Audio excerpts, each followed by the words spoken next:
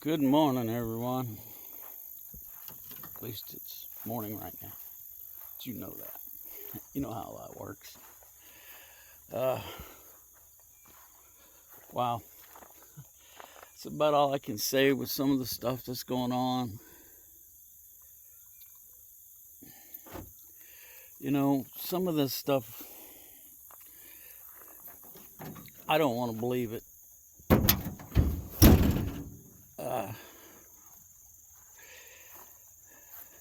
But there's just more and more evidence piles up. I don't know if y'all saw, but, and I don't really know how this is going to play out. Of course, I don't know how anything is going to play out, really, you know. But Bill Gates just recently spent, I don't know, I think it was like $95 million or something like that, or billion, I don't know, to buy up a bunch of stock of Budweiser, Anheuser-Busch, or whatever the parent company is there. And when I first heard that, like you, like I assume your first thought is, what? That's a company that's losing money, losing more and more money every day. And I really don't know why, but his financial advisors thought it would be a good idea. But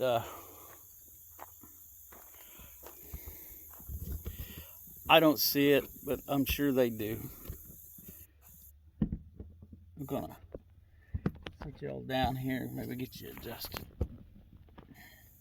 There we go. Anyway,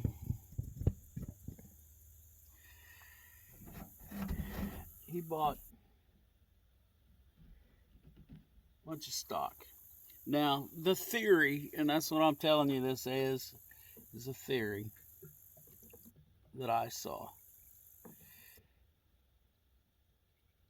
is that he bought it because of his farming enterprises.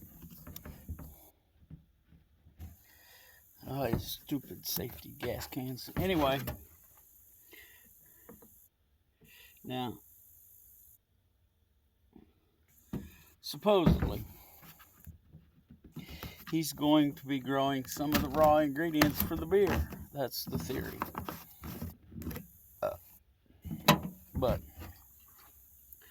But also so that he can use his genetically modified mRNA injected foods to make the beer out of, so they can get this mRNA in you. Take that information for what you will.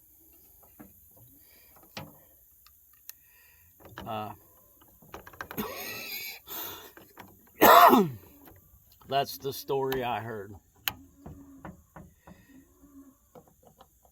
And that's quite the, I mean, I don't know, that's quite an assumption there.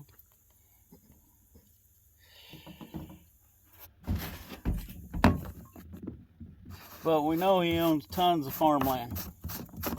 And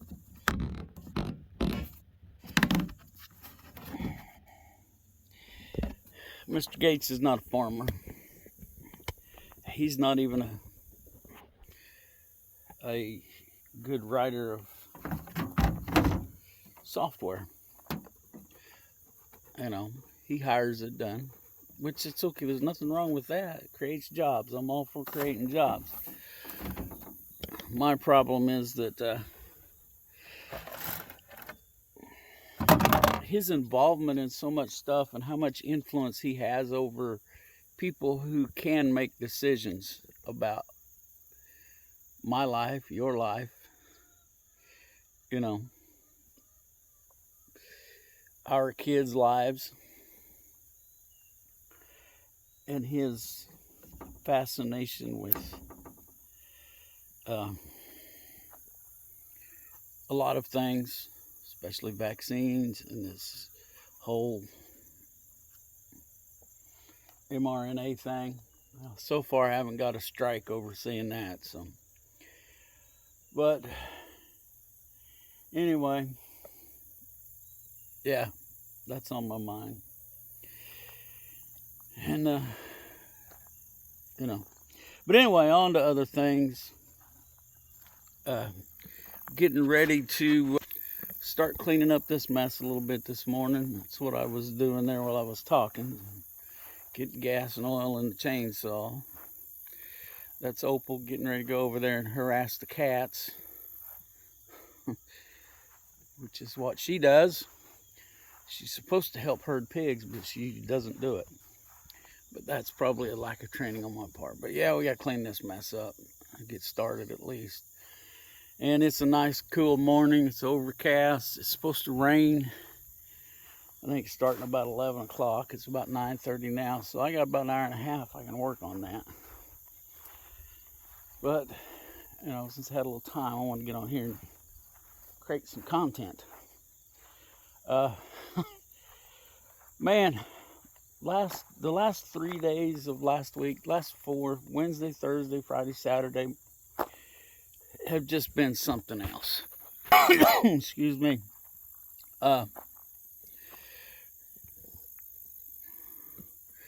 Last Wednesday, Thursday, and Friday, Butch got out every morning.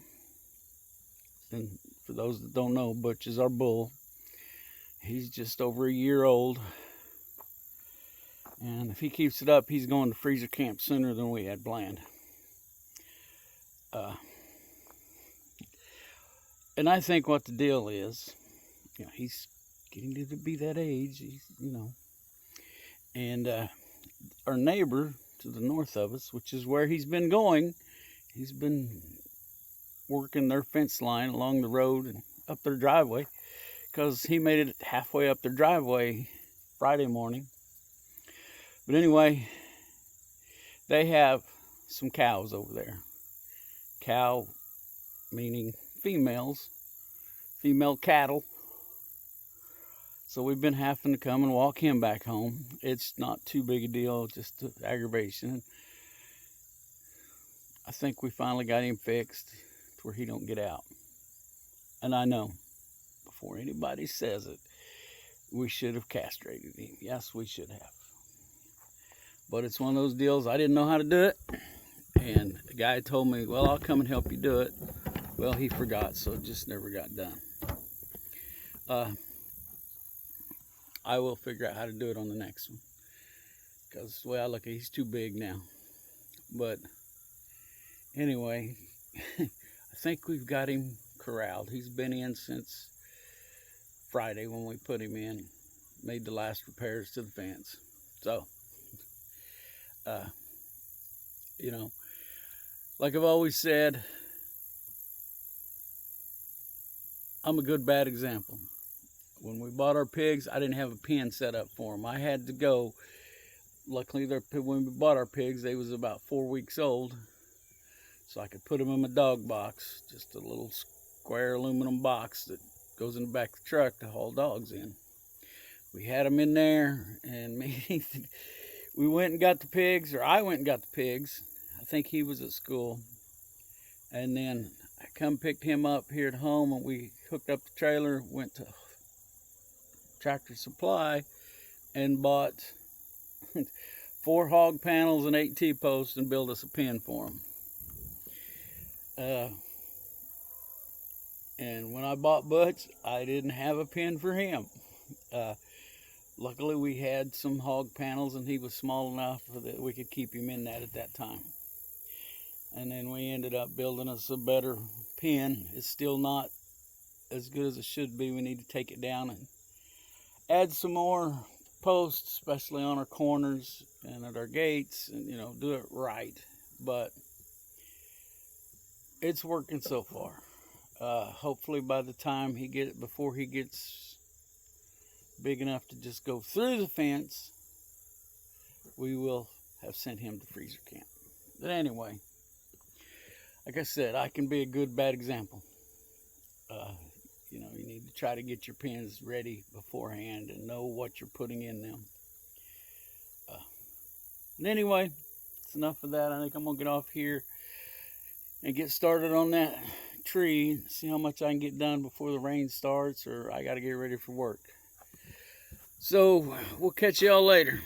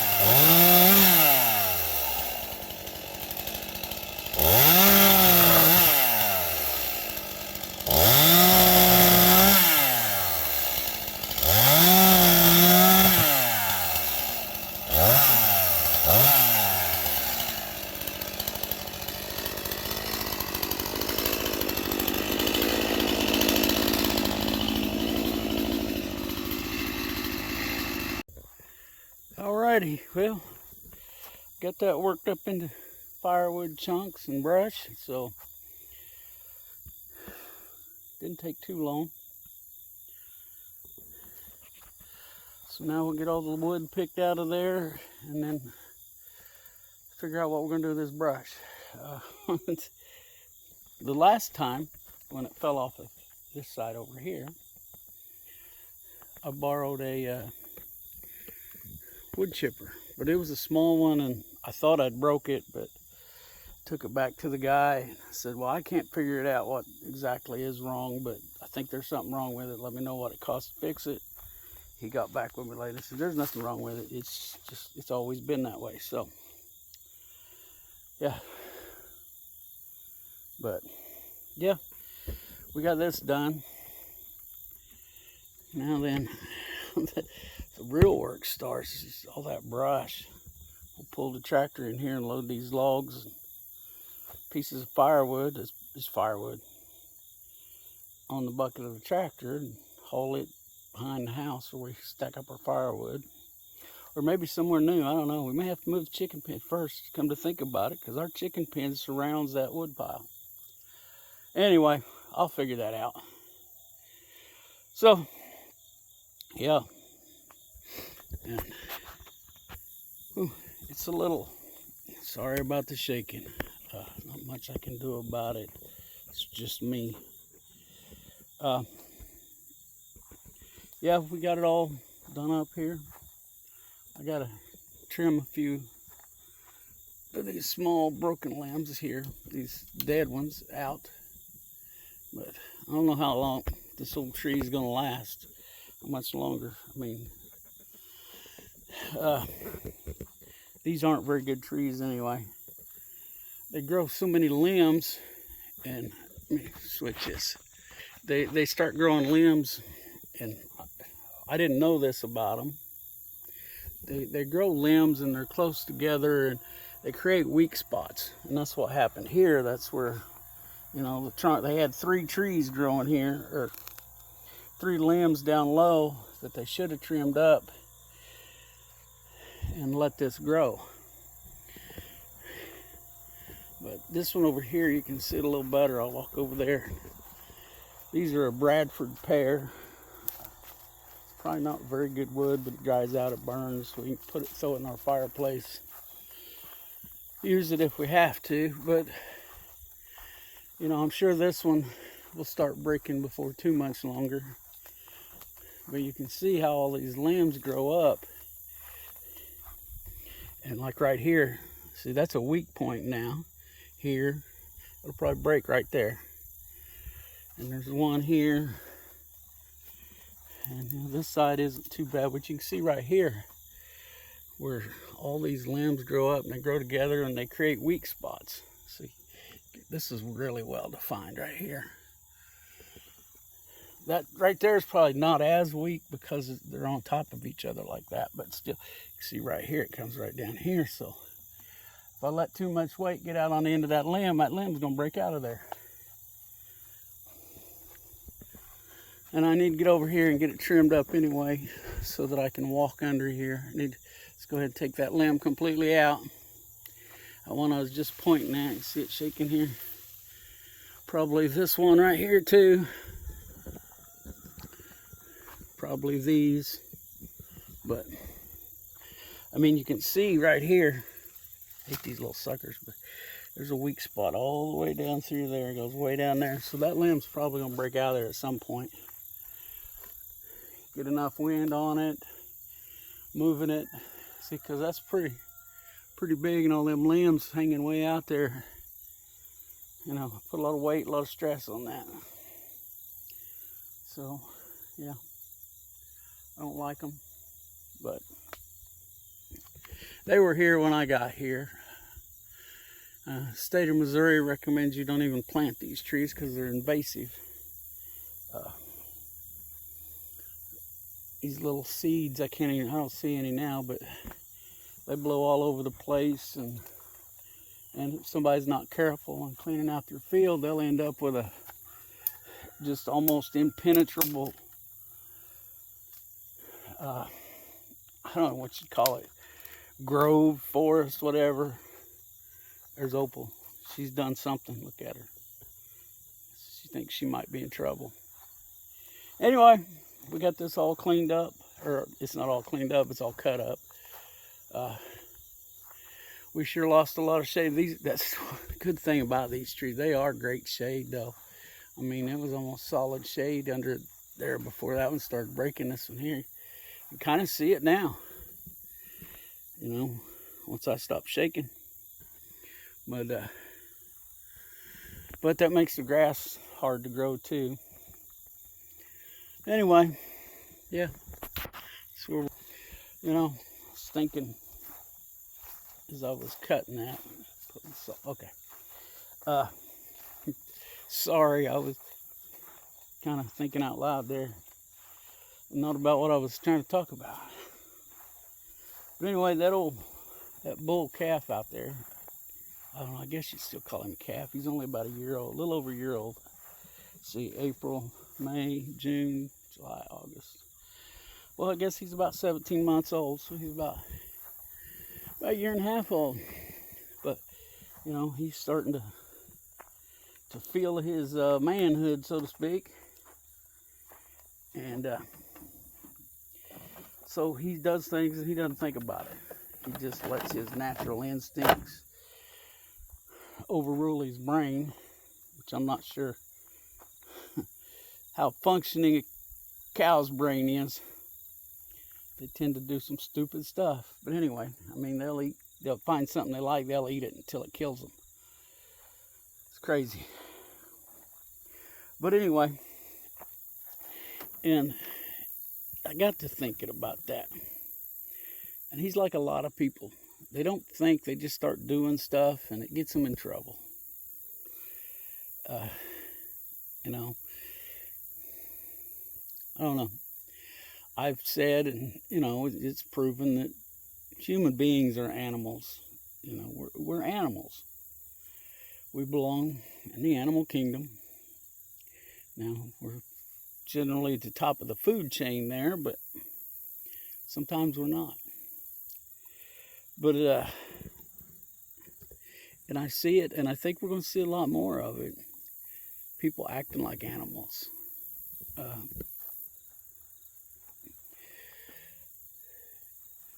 We've got all kinds of problems in this country. And a lot of it stems to not wanting to hold people responsible for their actions.